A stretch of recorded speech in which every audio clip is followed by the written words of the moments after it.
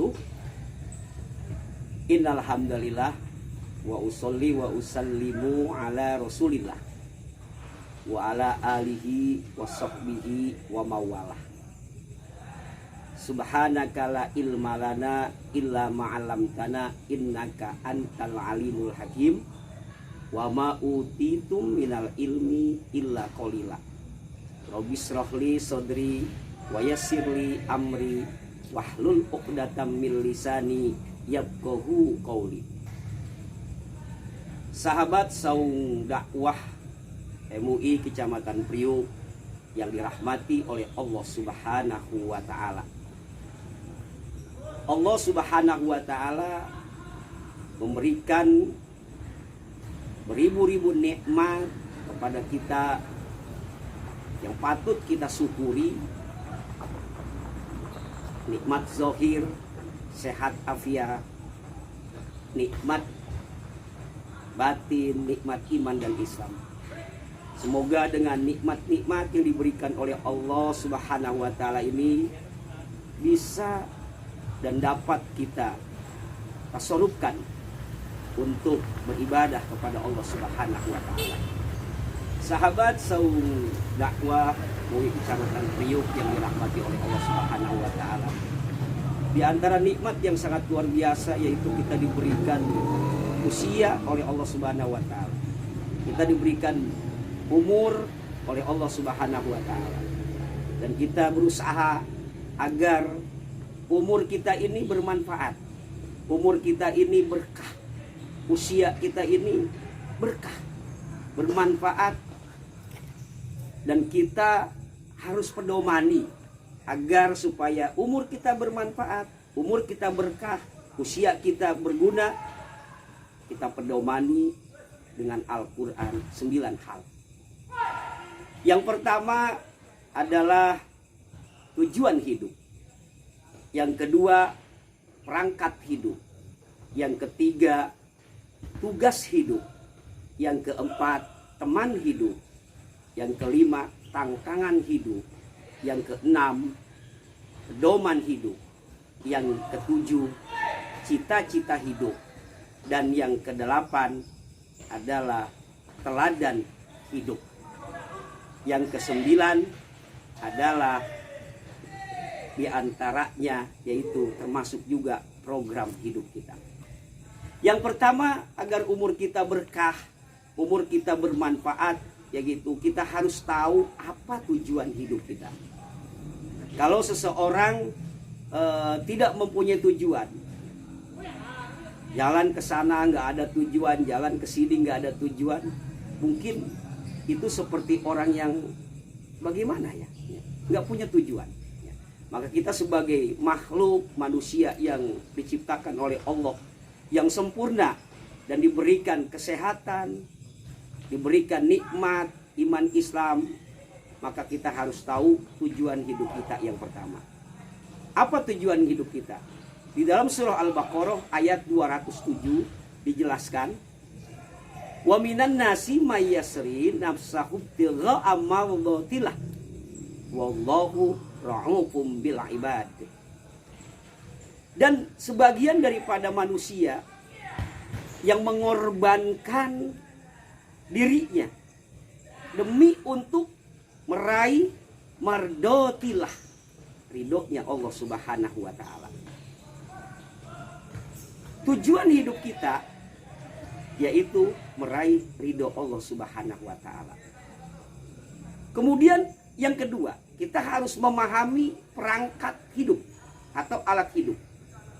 Perangkat hidup, alat hidup ini sesuatu yang diberikan oleh Allah guna untuk meraih, mencapai ridho Allah Subhanahu wa taala. Diberikan umur, diberikan jabatan, diberikan kekuasaan, kemudian diberikan harta, diberikan kesarjanaan, popularitas dan sebagainya. Itu adalah perangkat hidup atau alat hidup. Ini yang harus kita gunakan. Semuanya ini untuk meraih ridho Allah Subhanahu wa taala. Yang dikasih jabatan, yuk gunakan jabatannya untuk meraih ridho Allah Subhanahu wa taala.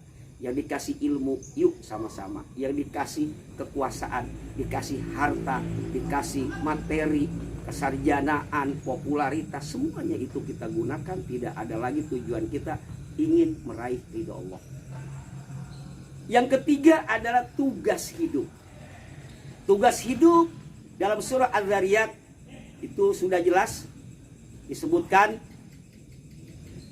wa ma khalaqtul jinna wal insa illa liya'budun.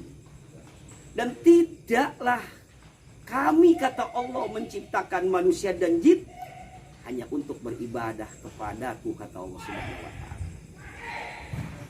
Itu tugas hidup atau program hidup. Ibadah itu apa? Ibadah itu ismun jami'un lima yuhibbuhullah wa yarda.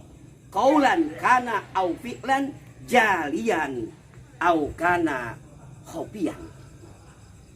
Jadi ibadah itu adalah sebuah ismun, ya, nama jami'un yang berkumpul di situ, ya, sesuatu yang dicintai dan diridhoi Allah Subhanahu wa taala. Baik qaulan, ucapan, kana au fi'lan atau perbuatan. Baik itu jalian yang zahir, kana au khofian atau yang samar atau sembunyi. Semuanya itu kita lakukan, baik ucapan, baik perbuatan, baik itu secara terang-terangan atau baik secara samar. Gunakanlah untuk meraih ridho Allah dan dicintai, diridhoi oleh Allah Subhanahu wa taala. Namun ada syarat ibadah diterima oleh Allah Subhanahu wa taala. Syaratnya yang harus kita perhatikan, yang pertama, ibadah jangan dicampuri dengan syirik. Yang kedua, ibadah lakukan dengan ikhlas. Yang ketiga, ibadah lakukan sesuai dengan ilmunya.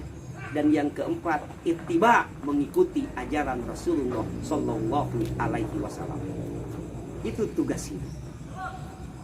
Yang keempat adalah teman hidup. Kita sebagai makhluk sosial pasti tidak bisa hidup sendiri. Dan kita memerlukan teman, membutuhkan teman. Yang kita butuhkan agar kita bisa meraih ridha Allah, teman yang seagama, teman yang sevisi, setujuan dalam rangka meraih kebahagiaan nanti di akhirat. Innamal mu'minuna ikhwatun. Sesungguhnya setiap mukmin itu bersaudara. Teman akhirat.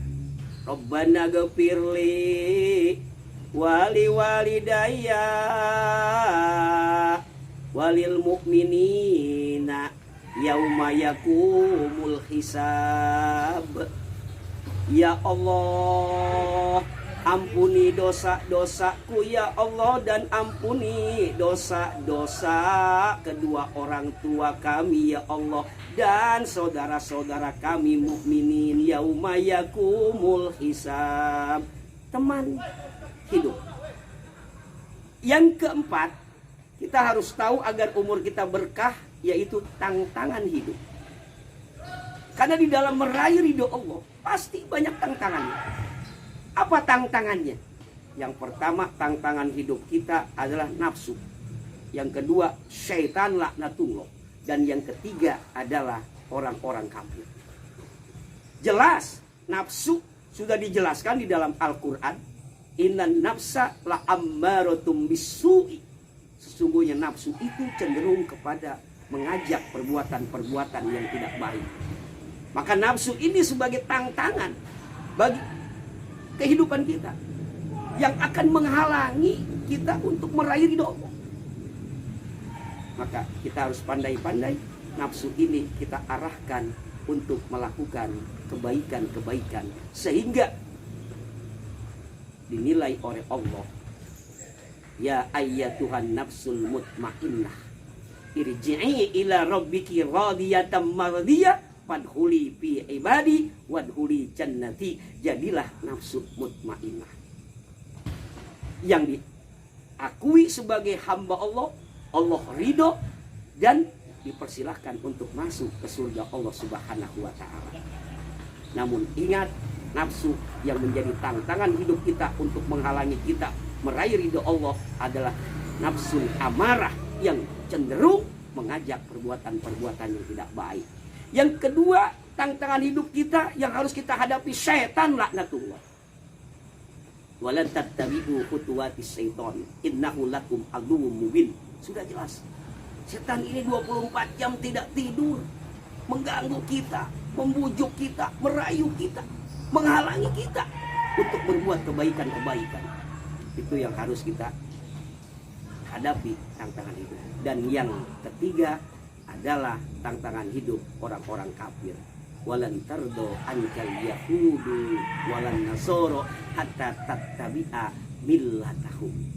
Orang-orang di sana ini selalu bergerak, selalu berdakwah untuk kita menjadi orang yang mengikuti mereka dalam kesesatan. Itu yang kita harus hadapi. 4, yang harus kita perhatikan pedoman dari Al-Quran agar umur kita berkah, agar umur kita bermanfaat. Insya Allah di episode yang berikutnya akan kita sambung lagi ya, dalam waktu dan kesempatan yang ada. Semoga ini bermanfaat yang bisa kami sampaikan di Komisi Dakwah MUI Kecamatan Priuk, Saung Dakwah. Dan semoga kita diberikan inayah pertolongan oleh Allah agar kita umur kita ini bisa kita gunakan untuk umur yang bermanfaat, umur yang berkah, dan akhirnya kita meraih ridho Allah Subhanahu wa taala. Itu saja, semoga bermanfaat. Mohon maaf yang sebesar-besarnya. Yang benar datang dari Allah, yang salah kebodohan dan kekurangan dari diri pribadi saya sendiri. Wallahu muwaffiq ila aqwamit thoriq. Ihdinas siratal mustaqim. Wassalamualaikum warahmatullahi wabarakatuh.